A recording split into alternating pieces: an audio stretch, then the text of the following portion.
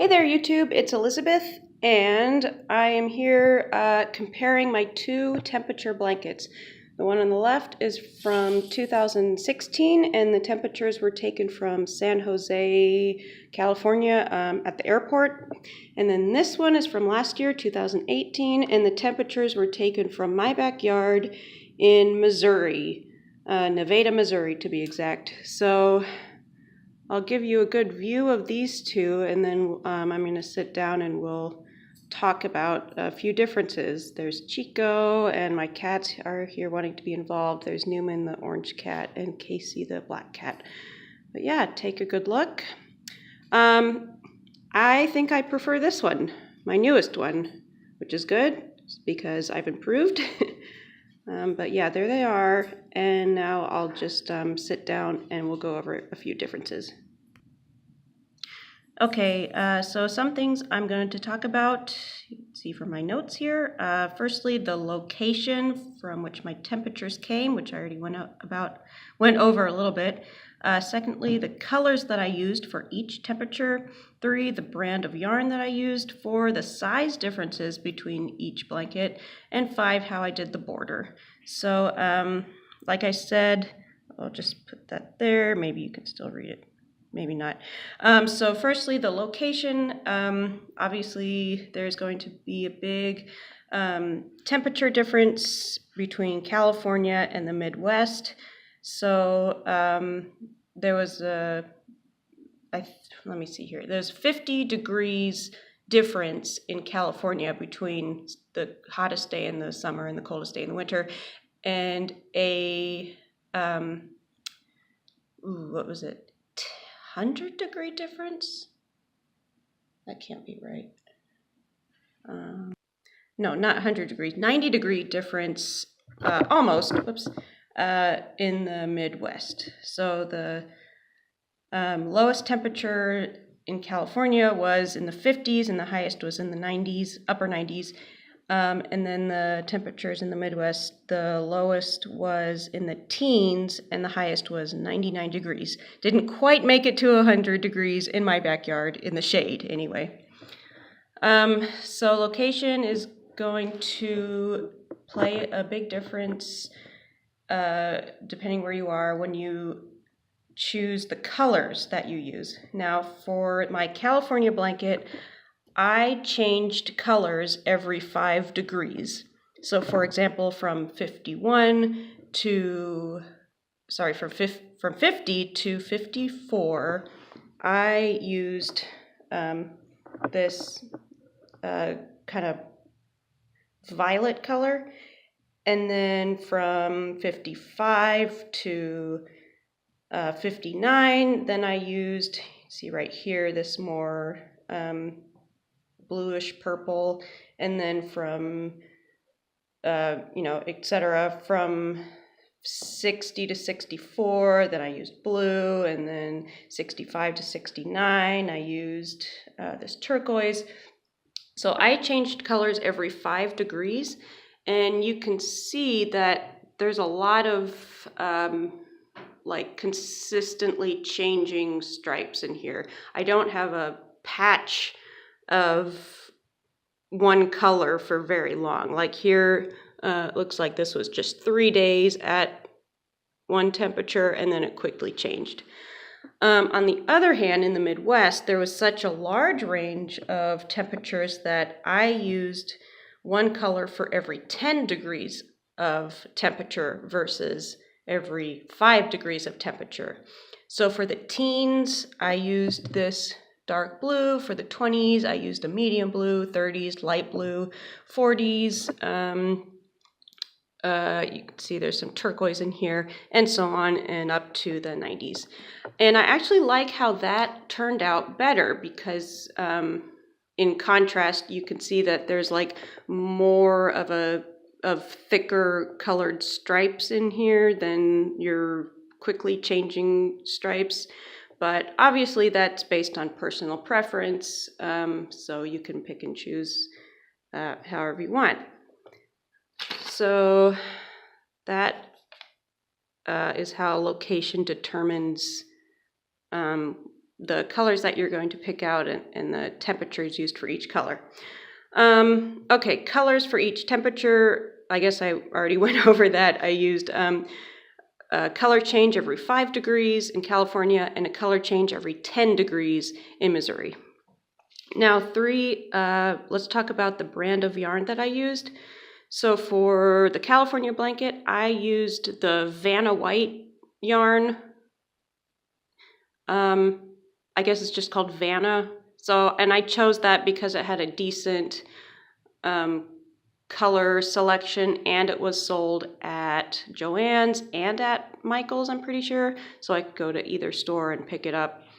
And then for this blanket, I used 2 different yarns. I used the Red Heart Super Saver, and I also used the Walmart Mainstays yarn. And they have a similar texture, and so they could be used interchangeably without you actually noticing a difference between texture. The Vanna White yarn, while inexpensive, it was a lot more expensive because each skein was a lot smaller and each skein was at least twice the price. Hi, Chico. Twice the price of the Red Heart Super Saver. So if I were to do this again, I would use the Red Heart Super Saver again. The texture of it is not quite as nice. It's a little bit more scratchy, but if it's a project that you're working on for an entire year, you do get used to it.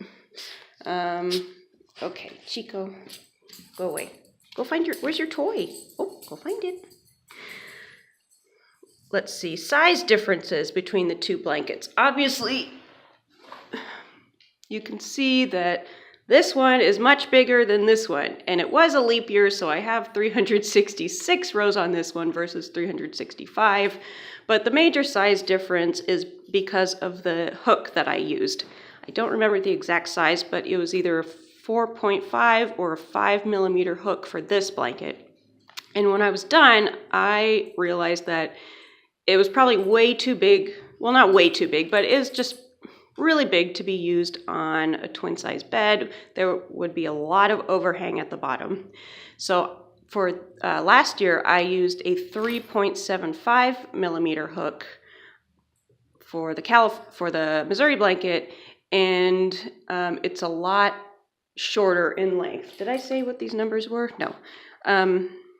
The California blanket is 8.5 feet long versus 6 feet, 9.5 inches long. And then the widths are similar, 4.5 feet for California, 4 feet, 5 inches for Missouri. Now, so that's only an inch less for Missouri, but I did do 5 extra stitches per row on this blanket. I think I did 205 stitches across, and this one is 200 stitches across. And the whole thing, both of them are worked in single crochet. Whoops. Okay. Oh, Chico, where's your toy? That's not your toy. Where's your toy? Oh my goodness. All right. The last thing I want to talk about is the border. I did a similar border for each one, just a simple single crochet border. Obviously, you have to add a couple extra stitches here when you turn the corner because it's going to be a little bit longer each time. So this one I just did a cream border. This one I did the purple border. I kind of like the purple border better. Firstly, it's my favorite color, and secondly, I didn't use purple in this blanket at all, so I think it really pops having the purple border. Well, I guess that's the same with this blanket, but I still like this one better. So what I did was when I stitched the border along this edge, I just did 1 stitch for every single crochet. And then when I did this, I did the same thing, 1 stitch for every single crochet.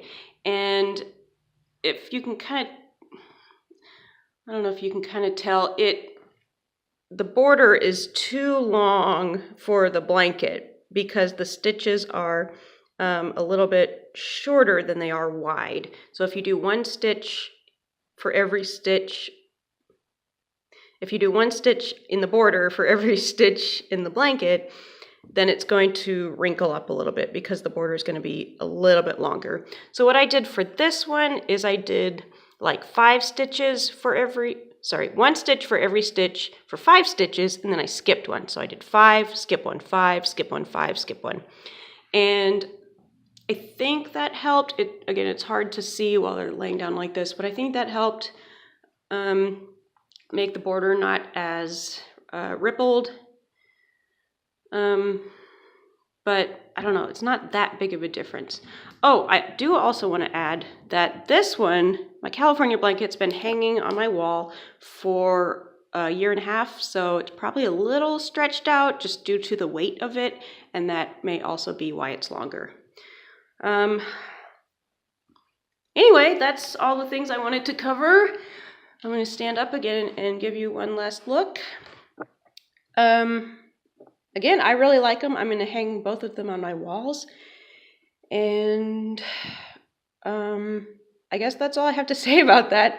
So if you have any questions, you can put them in the in the comments box, and I'll be happy to answer any questions. I hope I've inspired a few people on here. I love this project. I think when or if I move to another state, I'll do another one. So that's really all I have to say about that. Thank you for watching. Bye.